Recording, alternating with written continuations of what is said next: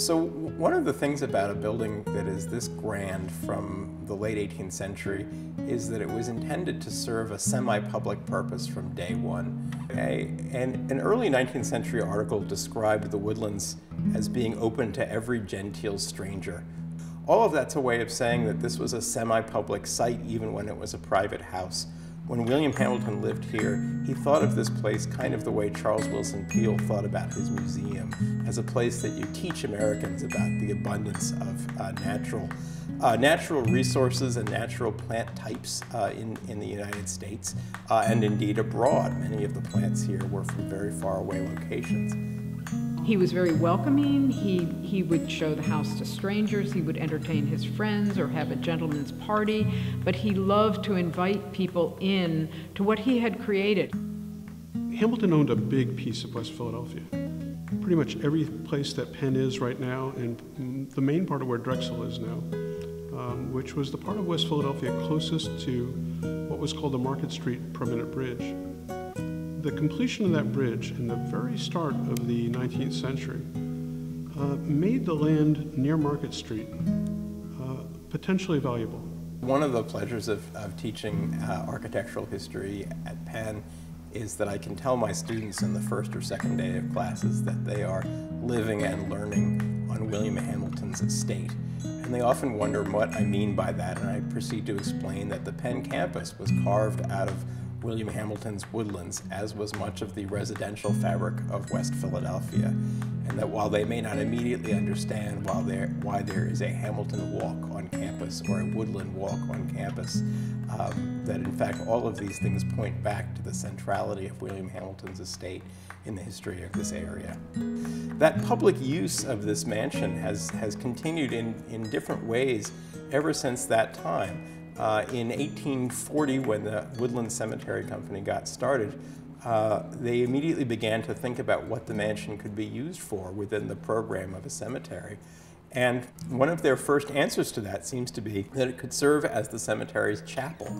Now, this was partly a matter of convenience because rural cemeteries needed a place to hold funeral services, and so this was the logical destination for that. But this was also a moment in time when Americans were feeling increasingly kind of sentimental about what home might mean. You know, death happened at home. It was a domestic event. You know, people didn't get sent to a hospital to die. People died in the home and with all their loved ones around them, and it was a part of life. You know, it wasn't something that was pushed aside or we pretended that it wasn't happening like nowadays. It was a part of life, just the same way that the birth of a child was a part of life. So this stuff all happened in the home, which is another thing I really loved about doing this project in the Woodlands, because it was a domestic space. Somebody lived there. You know, Hamilton lived there, and even though he lived there prior to Victorian mourning culture, I think that there was probably still a lot of domestic handcrafts that would have happened in the house with perhaps his mother or his niece.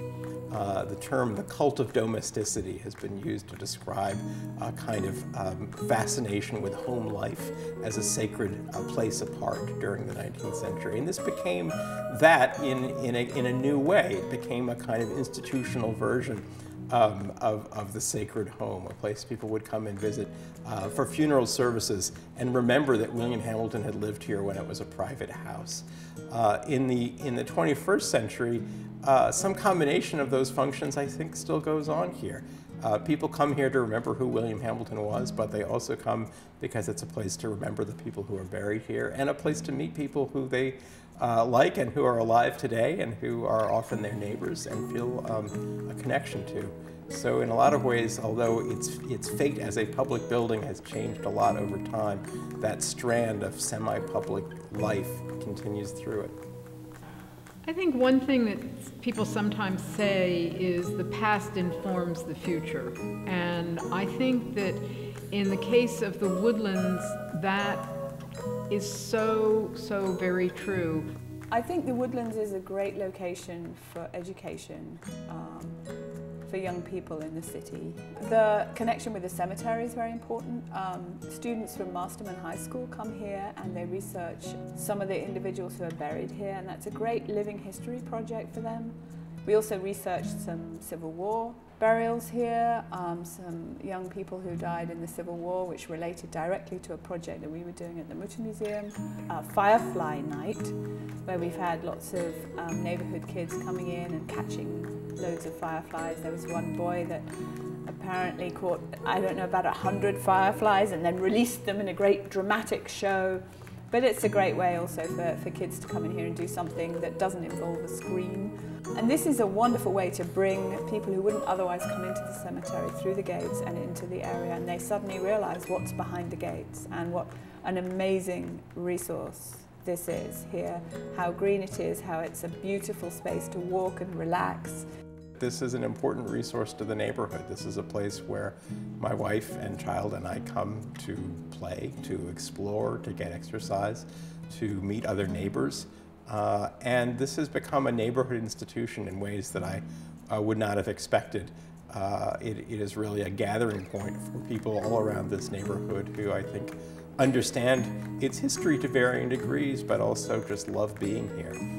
So that reason is up there with the historical reasons for appreciating this place.